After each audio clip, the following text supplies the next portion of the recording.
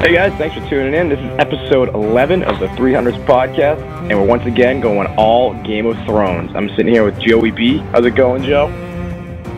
Good.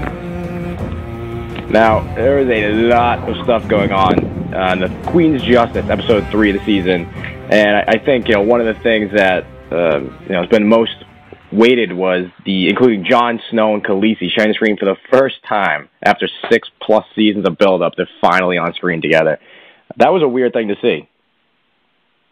Yeah, and it was even weirder people asking me, like, getting into the office on Monday and via text and stuff, saying stuff like, are they two going to, like, get together? And it's like, bro, that's not. I sincerely hope not. Well, they are Targaryens, man. I know they've mentioned more than once the Targaryens used to wed brother and sister and relatives and all that shit for hundreds of years, so I wouldn't put it totally out of the realm of possibility. Yeah, I think that'd be great, just for the sake of pop culture, if this whole show ended in incest. I mean, this show made incest popular once again. Make incest great again. So Jon Snow and Khaleesi, they finally meet, and things get off. They get a little bit testy. Jon Snow comes all the way down to Dragonstone, and it looks like Khaleesi is basically just expecting him to come in and be like, "All right, you're the queen. I'll do whatever you need me to do." And Jon Snow, he's the king of the North now. He's rightfully suspicious. He comes down, and he goes, "Look, we need each other, but why am I just gonna bend the knee for you?" He wasn't ready to just jump into it like that. Yeah, not only that, but she repeatedly asked him why. If, he mentions that he doesn't really care, it's not really his thing, do what you're going to do. But he kind of just refrains and kind of gets away with it. Doesn't ever really have to provide an explanation, which I found kind of fascinating. But also, you really start to see, for the first time, a little bit of that rage up in Daenerys Targaryen, kind of getting pissed, kind of getting frustrated, which... as we said before, nothing in that show is wasted. Nothing is accidental. Something to keep an eye on. Yeah, no, that's definitely a good point. She gets up, she's giving him the look, she's walking down to him, she looks pissed, and maybe she does have a little bit of that crazy Targaryen in her. But this is something that I was talking about after the last episode, where I kind of had a feeling he wasn't just going to bend the knee. 2 reasons. It's kind of been it's in their blood. They're just kind of like the stubborn Starks. His father, his uncle, his brother. They're just kind of all that way. But then also, all that time he spent with the wildlings for, when he was up north of the Wall, and especially when he was hanging out with Mance Rayder. It was a guy he grew to really respect and admire. The guy united all these people, and I didn't find it surprising at all that kind of some of Mance Rayder rubbed off on him. One of his big things was they don't kneel for anyone. The guy died because he didn't want to kneel for Stannis. So I feel like that was something that Jon Snow kind of took away from that, where it's like, all these rules that they have in the Seven Kingdoms, a lot of them are bullshit. So just kind of taking off the blinders that he might have grown up with. Yeah, definitely. That's a really good point. And also just the simple fact that, after all he's seen and all he's gone through, and he's seen the wildlings go through, it's what he pretty much said to Khaleesi. He was like, I'm not bending the knee till I'm assured, that this is an all right arrangement. He wants to make sure, for all that he's fought the wildlings, and the wildlings fought him, and then he made okay with the wildlings, and he got murdered and resurrected. All of that happened not for nothing. Yeah, and not to mention, since Jon joined the Night's Watch in Season 1, we're now on our 4th Protector of the Realm. You had Robert, he died. You had Joffrey, he died. You had Tommen, he died. Now you have Cersei. So, I mean, to him, he probably, being part of the Night's Watch, they obviously play no part in, kind of the politics of the realm. So he doesn't give a shit who's on the Iron Throne, and he's seen a lot of them the last few years. So to him, if you're going to do a good job, fine. But I'm not just going to come down here and just throw my loyalty to you right off the bat without even knowing anything about you. No, yeah, his reluctance to leave, his reluctance to really be assertive any which way, is definitely a hindrance to everybody in this quote-unquote Game of Thrones, because rather than him having a leaning to some direction, he's like trying to, play pool with a limp piece of spaghetti. You can't really. There's no rigidity, no solid way of thinking. So I think Daenerys is wondering, what the hell does this guy want? Yeah, and I think something that was, a great little back and forth between the two of them was, them talking about why am I going to follow along with you? And Khaleesi saying, well, I'm the rightful ruler, the Targaryens are the rightful rulers, and Khaleesi reminding Jon of how the Starks swore an oath to the Targaryens hundreds of years ago in perpetuity. So, technically the Starks are supposed to be loyal to the Targaryens forever. But, Khaleesi's dad did murder Jon's uncle and his grandfather, so that oath's probably off the table. Yeah, and he brings that up to her. Yeah, so I'd say they're net neutral on that one. Yeah, I think he also brings up the fact that they were eventually overthrown, so it's hard to kind of keep that oath there when you're not really the rightful ruler anymore, considering you're overthrown.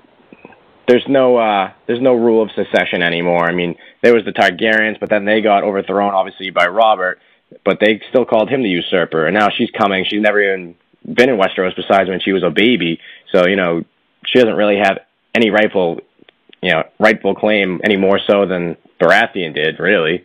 But something that I thought was interesting was when Davos is talking about, Jon Snow, and he just goes, oh, he's the king of the North. He doesn't really have any titles. But then he starts getting into how he basically almost blurts out how Jon died and was brought back to life, and Jon kind of cuts him off. He doesn't want anyone to know about it. Now, I wonder if there's a real reason for that, or if he's just straight up concerned people are going to think he's insane. Because, I think, one tall tale's enough. He's already trying to convince people there's an army of, the Walking Dead coming down. If he also says, I came back from the dead, they might just be like, all right, you get the fuck out of here. Yeah, there's that, and then there's the there's the notion of maybe let's convince her of one myth before we go on to another one. But there's also everyone knows of the old legend of Azor Ahai, or the prince who was promised, and whichever one, or if they're the same thing, whatever, in Game of Thrones.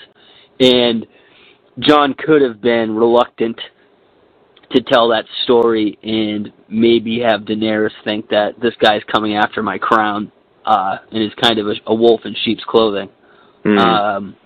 If she knows he's some sort of resurrected guy, and some people might look upon him as some sort of deity. Right, yeah, no, that's a good point. The one thing I just, you can suspend disbelief for a lot of things, but, Jon comes down there and he's talking about army of the dead, he's talking about the White Walkers, and Khaleesi obviously doesn't believe him, which I don't get. You have 3 goddamn dragons, you took a dirt nap in a bonfire, and then you brought these dragons out of stone eggs. How are you a skeptic of all people? I feel like she should be like, well, some weird things that happen to me. I guess I won't put anything out of the realm of possibility. Did Tyrion or did someone else, or did she even say that? I feel like someone actually brought that up. Maybe What's even that? Jon Snow brought up, that, maybe that sounds far-fetched that I saw White Walkers. Motherfucker, you have dragons. Yeah. Those weren't any more around until, recently either. Yeah, so that's why I found that odd. But it looks like, speaking of Tyrion, he's really trying to forge that relationship between these two. He knows that they're going to be a good partnership, but they're both stubborn and they're both suspicious of each other. So, he's really working overtime to try and forge that bond. So one of the things they do is they basically let him mine Dragonstone for all that dragon glass, and I guess kind of as a sign of good faith, like, all right, I'll give you something, and maybe we can work together. And then maybe he'll use that to show her, no, these White Walkers, this is some real shit. Yeah, and I just found it odd. I was waiting for the other shoe to drop and have her ask for something in return. It wouldn't shock me, as much as we love Khaleesi, she does sort of backdoor people and sort of hold them accountable for stuff, so it wouldn't shock me if once he had that big old pile of dragon glass, if she at the last moment, the 11th hour asked for something back.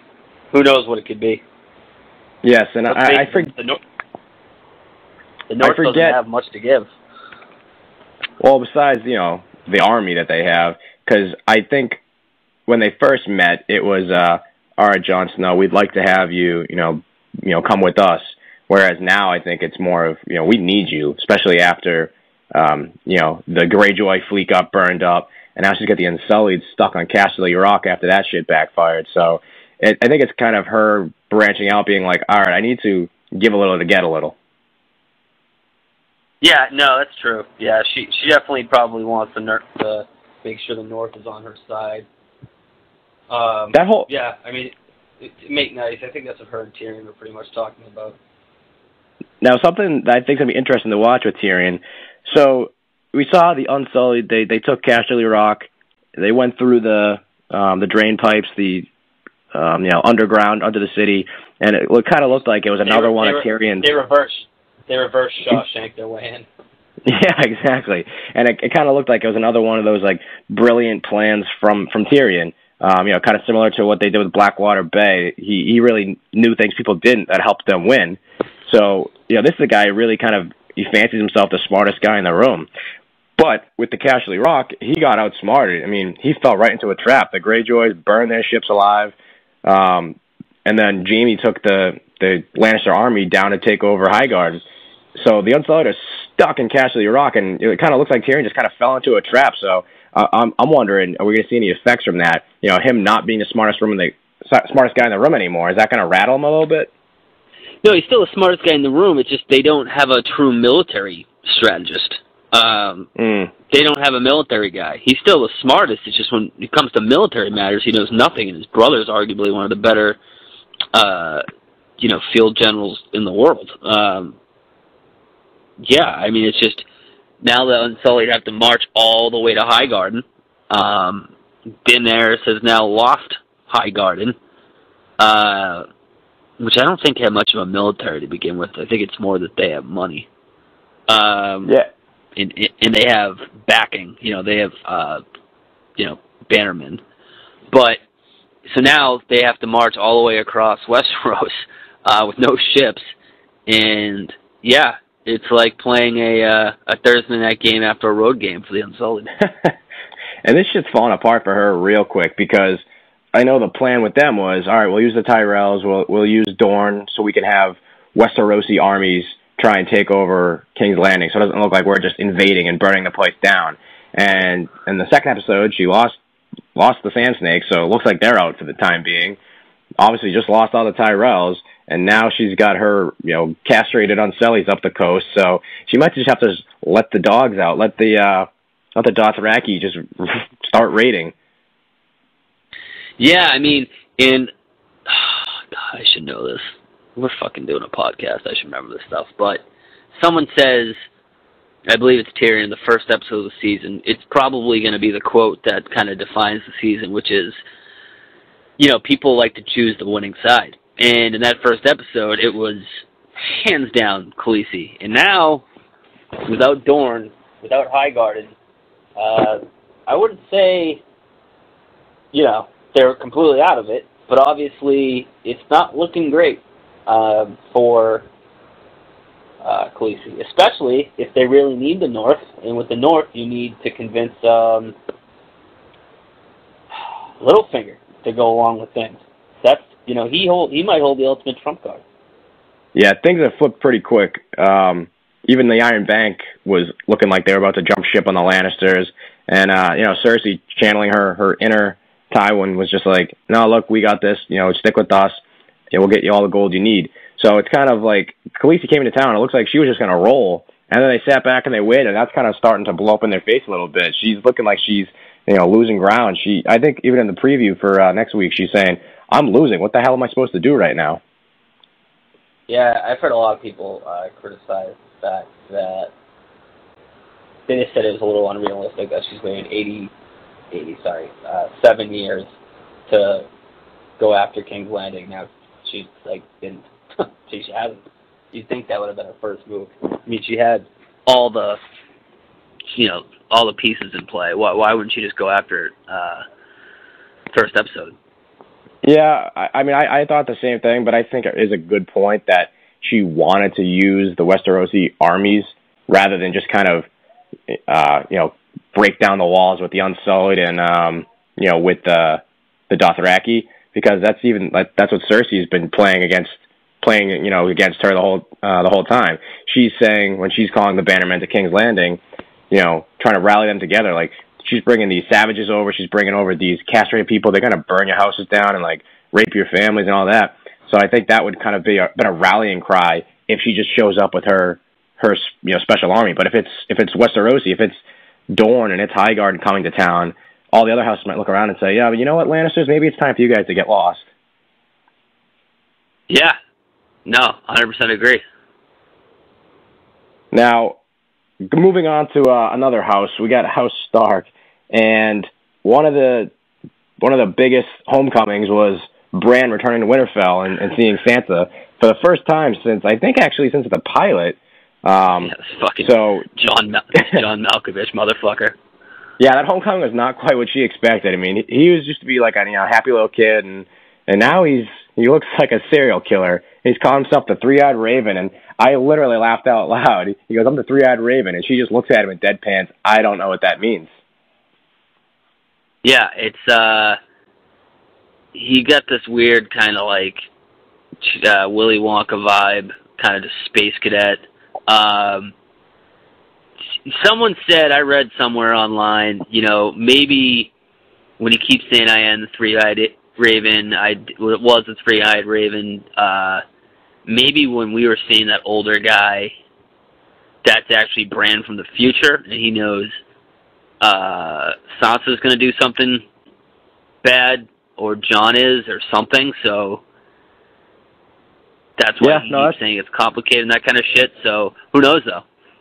That's a good theory. It probably is not going to happen for a while, but I'm excited to see Bran talk to Jon and explain some things to him. Because if anyone's going to listen to Bran, it's going to be Jon. He came back from the friggin' dead, so I think he's probably got the most open-mindedness of all these characters.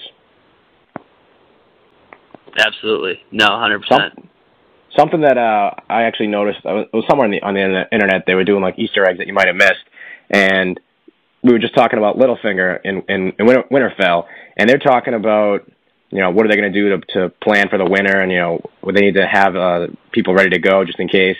And the Maester, he's talking about, trying to find old scrolls, Raven scrolls in Winterfell. And he mentions Maester Luwin, the old guy who, got killed by Theon or by the Ironborn a couple seasons ago. He says, yeah, Maester Luwin, he kept a copy of every Raven scroll. And they actually have a gif of Littlefinger. He's kind of just walking with his head down, and he hears that, and he just looks up real quick, and it's like, oh, Littlefinger, he's scheming. No, yeah, I read it's he's going to find the scroll of him ordering the hit on Bran. Yeah, remember, he's the one who said he sold that dagger to Tyrion, and that's why what's-her-face, Catelyn wanted to execute Tyrion, but if he finds out it was actually Littlefinger, it's, gonna be Sheets. But we finally have two Starks back in Winterfell, and, is Arya gonna be next? It looked like she was heading there the last time we saw her. Yeah, no Arya last episode, none at all. I thought it was gonna be Arya showing up to the door. It's kind of hard to gauge who the hell is where and how long it takes them to get anywhere, because now that they're running out of episodes, running out of time to do things, it's like, all right, I need to go to Dragonstone, and then the next episode starts, he's at Dragonstone, so there's not a lot of episodes wasted on travel like there used to be. Yeah, no, that's what I was going to say. I think possibly they let her out of the episode for time-lapse purposes. Yeah, probably. Now, as we're kind of going around the additional characters, we got to talk about Cersei. She is getting revenge on everyone like an absolute gangster. She's just killing people the way they killed her kids, pretty much. She throws on some new pink lipstick. She gives, was it Tyrene Sand, the kiss of death, using the long farewell poison, which is obviously the same shit that they used to kill her daughter. So this was pretty badass. I mean, you gotta almost respect how crazy this is. She's like, I'm not gonna, like when she was talking to the nun after, at the end of season 6, she's like, you're not gonna die now. You're not gonna die for a long time. Yeah, and she says, keep the torches lit. I want her to see her, like, keep her alive. I want to see her, suffer all the way. Yeah, Cersei is an absolute gangster. It's like, what the hell is his name from Goodfellas? you come at him with a bat, you better kill him, 'cause he'll come back with a knife. Yeah. No, 100%. And she's moving along. She's moving along, basically just offing people on her list. I know we talked a little about Highgarden, but Cersei made sure Olenna got axed, and Jaime actually tells Olenna. It seems like he's, at least in the beginning, got more respect for her, because he's like, oh yeah, she wanted to flay you, she wanted to do this, she wanted to do that, and he's like, I talked her out of it, so we could kind of give you some poison, and that'll be a little bit easier. And she starts going on and on, dropping truth bombs in Jaime's face, being like, oh yeah, I killed your son. That guy was a real asshole. Yeah. Calls him a cunt, and Jaime's like, all right, I'll let that one go. And then later on, she's like, oh yeah, by the way, it was me. Which I had already read to an extent, so I thought we already knew that. I wasn't even aware that was a reveal. It kind of took me a second. I thought that was kind of generally accepted it was her at that point. No, it was, because I remember in past seasons, she's talking to Littlefinger about it in his brothel. So it might have been season 5 or season 6, but I know it was definitely known, but I don't think any of the other characters knew. Awesome. Yeah, no, I think, she got him good. I think I was expecting him to stand up and, stab her or something. I know, just cut her head off. But he kind of looked a little resigned. I don't know if he was just kind of either accepting, acknowledging it, yeah, you're right, he was a psycho, or if maybe I think what Jaime's starting to do is all these bad things that are happening are essentially happening because of Cersei, and it's just, I think he's starting to see everything crumbling around all of them because of Cersei, and I think he's starting to get worried about it. Because, my theory is she's basically just going to be like the Mad King too. Everything's going to be falling down around her in King's Landing, and she's going to be like, fuck it, just burn them all. And I think Jaime's going to have to, be the Kingslayer once again and just be like, you are, you're destroying the kingdom. We got to put you down. No, yeah, I think he's definitely kind of torn between kind of diving head first in and saying, screw it, this is my sister and my love and whatever, and I'm just going to be on her side and ride it till I die, and realize that this is just completely fucked. Kind of in the middle. Yeah, he's definitely had that kind of internal struggle going on, because they're back in bed, and she's open about it. She doesn't care who knows anymore, because she's the queen. Who gives a shit? So it seems like he's pretty jazzed up to not to be hiding after 40 years. But at the same time, she is losing her mind and, becoming a sadistic son of a bitch. So I think he knows this is not going to end well.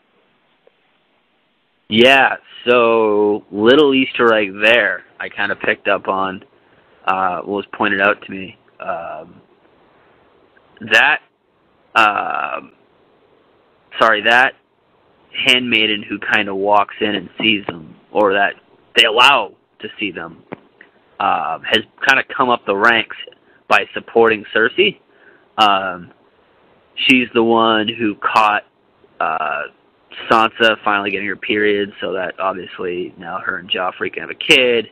And I think Shay had to threaten her, and then she also then caught Shay and Tyrion together. Sorry, mudged that a little bit. Bottom line is, this lady's been around and kind of has risen up by kissing Cersei's ass, and now she's caught Cersei in a very compromising position. You got to wonder if somehow, by some strange way, she's going to be she's going to set something off. Yeah, because I saw that online. She even caught her hairstyles throughout the years. Yep. Because that's something I never would have remembered, because she's been in 6 scenes in 6 seasons, but you're right, she's kind of gone down from just being like the handmaid at the end of the roster. She was the 60th man, and now she's right hand man to the queen. So she's not dumb. She's been around for a long time.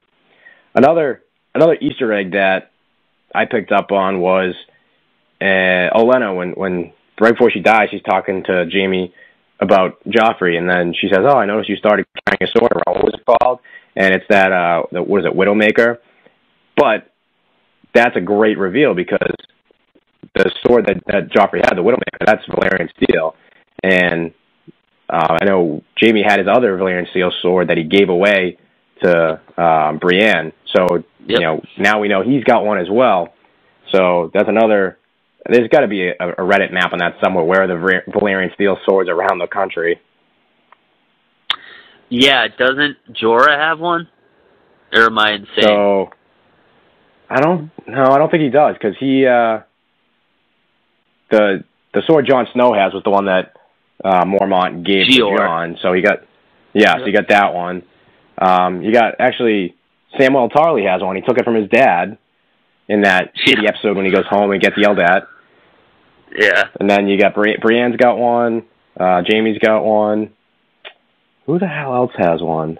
There's not many of them floating around. What was the one? There was one in the beginning. Was it Ned Stark that was melted down and made into two? So that's how Jaime's two swords got made, because it was the one that he gave to Brienne, which is Oathkeeper, and then the other one was the Widowmaker. So those are those two ones. Widow's Wail, yeah. Got it. The Widow's Wail, that's what it was, yep. I could have sworn. So there's not many of them, so those are a good thing to keep an eye on. Yeah, because I believe they can possibly kill White Walkers. Yeah, Valyrian steel, dragonglass, and I guess fire. Speaking of fire, so this was a wild scene. Yeah, the Red Woman is basically trying to dodge Jon Snow and dodge Davos, because she knows if they see her, they're gonna have a little bit of an issue. Last time they didn't end too well in terms. Jon threatened to hang her. So, she's up on the cliff watching them get there, and Varys just kind of sneaks in. He's like, "What are you doing? What are you hiding from? If I were you, I would leave. I wouldn't come back." And she just drops this bizarre, cryptic line on him, saying, "I have to die in this strange country, just like you." So she says she's going back. She's got to go to Volantis, but she's coming back to die there, just like him. And he's like, "What? What are you talking about? Why would you say that?" So that was a callback, from what I've read, to two different things. One is when Varys was explained to Tyrion the day he got his dick chopped off and thrown in the fire, and he heard a voice speaking to him. And he says, I heard what they were saying, but I didn't know who was speaking to me, but he never says what it was said. Then, last season, when they were in, I don't fucking know, somewhere in Essos, Marine, whatever. Marine, another red priestess came up to him and goes, "Remember what that voice said to you, Varys?"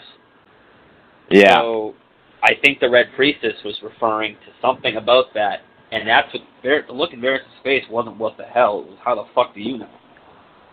Yeah, and it's interesting that she said she's heading to Volantis, because I guess Volantis is where the temple of the Lord of Light is. So hopefully we get a little super team of red priests going down, because I feel like she might be just going back to recruit all those red priests that are all across the world, because there's been so many instances of them being shown randomly that, again, this show does not show things for no reason. I mean, I was trying to just think back of all the ones we've seen. So obviously you have the Red Woman, you have Thoros of Myr, who's bringing back Dondarrion with the fire sword. You had that Asian red priestess at the brothel in Volantis.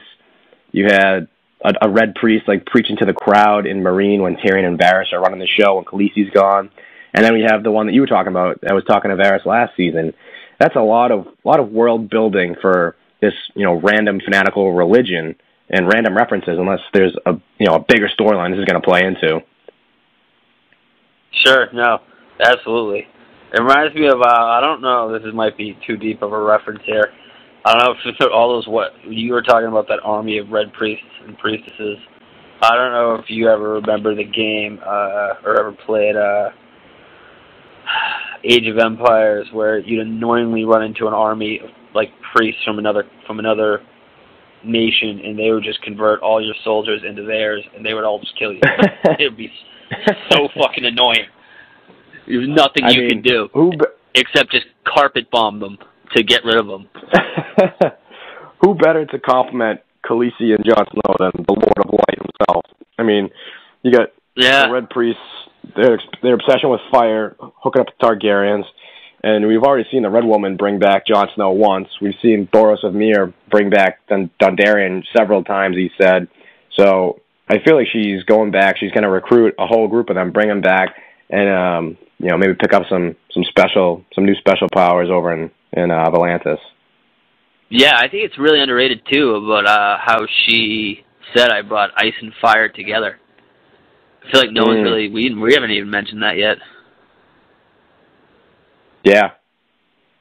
Yeah, I mean, it's basically something that's been, it's the name of the book. It's, something that's been teased for years and years and years. And, we're finally together, so. 100%. I think the only characters we haven't touched on were just the Greyjoys. Euron's back in King's Landing. That was his present to Khaleesi. He brought back the woman that killed Cersei's daughter. She gave to her the Sand Snakes their toast. And then she says to Euron, "I'll give you what you want. I'll give you that marriage you want when the war's over." So it looks like he's doing his job to sync up that Iron Throne partnership with Cersei, but she's not giving it up without a guarantee of them actually winning. Why marry this crazy asshole that looks like Bam Margera if we haven't won yet? Yeah. And I can't help but think there's something else to that too. Like she almost is gonna make sure he dies before she has to marry him or something. And I know a lot of times we look probably too much into what people say and what words they use specifically. But one thing I've noticed that they've done several times is they don't mention names specifically. So, Euron saying, "I want to marry a queen." And then, Cersei saying, "All right, you'll have the marriage you want." He's saying, "I'm looking for the most beautiful woman in the world, a queen." They don't say, I want to marry you, Cersei, or I'm going to marry you, Euron. So it's just kind of weird that it might just be looking too much into it, but, they're not explicitly saying something where you think they would. No, that's a really good point. And, I wonder why they're not doing it. You make a good point. I wonder why they haven't really said you, Cersei, you, Euron. They're kind of beating around the bush for really no apparent reason. Yeah, it's very odd. So I feel like either Cersei's going to try and match him up with someone else and pass it off as a queen, or Euron's going to, still try and get with Khaleesi and just turn on the Lannisters at some point. Yeah, that's what I was about to say is he was the first one to drop the whole "I want to marry the most beautiful woman in the world." So if anyone was going to had the first plan out of this, it would have been Euron. Yeah, and he says even last season when he first gets the salt throne, whatever the hell you want to call it, he's saying, build me some ships. I'm going to go get the dragon woman, and then Yara and Theon kind of swoop in and get there before he does. But that was his original thing, was he was going to try and get an alliance with Khaleesi. Yeah, and then his niece and nephew let him beat him to it. Speaking of, they also never really define what they're going to do with Yara. Yeah, sorry. Because it's not like Cersei has any real bones to pick with Yara specifically. It just it looks like something Euron might be just kind of toying with her, because he even says they turned their back on me, they stabbed me in the back, and it really hurt, and I'd really like to murder them. Yeah, no, yeah. You say she's never really done anything, but anyone who goes after Cersei, she hates automatically. So I don't think you can. She really gets say it. That. Yeah. And it looks like, speaking of Theon, it looks like he's back to square one with the Ironborn. He's one of the few Greyjoy ships that survived that attack from Euron on the water. They find Theon and they pull him out of the water, and the first thing they do is they ask where Yara is. How do you know where Yara is, and why are you still alive if you really tried to save her? These people, they got no love for Theon, and it's going to be a steep uphill battle for Reek to get some redemption. Yeah, another example of someone on the show that's not coming up with an excuse quick enough. Like, say, they tossed me overboard, man. This could have been very easily. You could have come out of this looking a lot less shitty. Yeah, he's got a lot of way to go, but I think he's due. The guy's had such a shitty arc for like 5 seasons now. He's got to have some kind of glorious comeback, hopefully, or he's just going to get axed soon. Who knows? Yeah, can we just kill him? I feel so bad, but just put him out of his fucking misery at this point. He's just had such a rough go. He's just a eunuch, scared. I don't know. Use him as a human shield, I guess. Maybe he just needs a little bit of Lord of Light help. Maybe that's what he needs. Turn him into a badass again. No, I mean, I don't know, man. Jesus Christ. That was bad. Maybe he's too far gone. Maybe they'll just drown him. But I also don't think they didn't do a good enough job not making his like little leap into the water hilarious. Like it looked like some sort of like figure skating thing. Cannonball off the ship. Yeah. All right. I think we touched on all the characters. Is there anything we missed? Anything you want to touch on before we get out of here? Yeah, real quick. I was going to kind of cold opening in the beginning, but there is something I need to address. And this has to do with, trying to read less, trying to let the show play out. We kind of broke that rule tonight. That's fine. But also, in addition to that, the other kind of preface is one of the more interesting parts about Game of Thrones is kind of the push-pull effect having so many different character arcs have on how much you care about the other character arcs. Like you mentioned last week that sometimes you just get sick of Bran. Other people say the same thing about Jorah. You only have so much room. So with that said, if I hear one more thing or I read one more thing about the fucking Clegane Bowl, I'm just gonna say I don't care. It's never gonna. I don't care if it happens. If you think about it, even if it's what solves the final battle of the final episode of the final show, it's gonna be arbitrary. Like who? Yeah. Like, it does not matter. Drop it. Move on. Yeah, I feel like that might be one of those things where it's like, hey, look, they're fighting each other while we're all fighting at the same time. It's not going to be like, a trial by combat thing. I think any legitimate character arcs involving those two went out the window when the Mountain became, a zombie mute. If they fight, it'll be cool. It'll be a fight. But I don't think it's going to be any, like, holy shit moment, And can they even do that now that it's been proven that the Hound can get beaten in combat by Brienne? Like, no offense, she's clearly very good, but she's not the goddamn Mountain. He's a Mountain. Yeah, that's a good point. After all this build-up that he's going to fight his brother, who's just like an absolute savage. Like, you lost to Brienne, bro. You're lucky to be alive. Maybe Brienne will take down the Mountain for him. Yeah, wow, that'd be a cuck. Oh, boy. No, don't worry. I got it from here. But, all right. I mean, sit I think down, that's, sweetie. I got this. All right. I think that's a good spot to wrap it up for this episode. We got episode 4 coming Sunday night. Do yourself a favor. If you're listening, do not read the leaked episode scripts. I saw HBO got hacked. Do yourself a favor. Don't read it. Just let it come. Watch the show. Enjoy it. Don't be one of those assholes. Did you see exactly what they got and figured out? Did they figure out what exactly they got? Yeah, they stole the scripts, so they have those. They stole for this season, though, is my question. At HBO. For what? For the rest of the season? Yeah, they have all the episodes. Yeah, I know it's just, I don't know if they had anything for next season, but I know they have all the episode scripts for this season. So if you're a real asshole and you'd rather just read through it, I'm sure you can find it, but come on, guys. It's the show. Let it go. No, yeah, exactly. Let it play out. One of the beauties of Game of Thrones is I think the book people have been exceptionally gracious in not ruining it for us TV people, so let's kind of return the favor. Yeah, and for everyone who wasn't, now they get it coming to themselves because they don't know what's going to happen either. Hey, my battery's at 69%, just to let you know. Nice.